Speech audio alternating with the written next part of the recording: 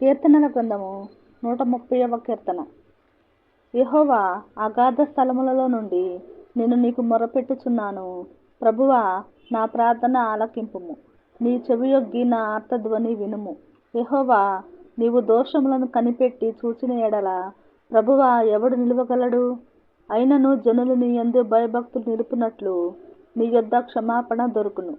యెహోవా కొరకు నేను కనిపెట్టుకొనుచున్నాను. నా ప్రాణము ఆయన కొరకు కనిపెట్టుకొనుచున్నది. ఆయన మాట మీద నేను ఆశ పెట్టుకొని ఉన్నాను.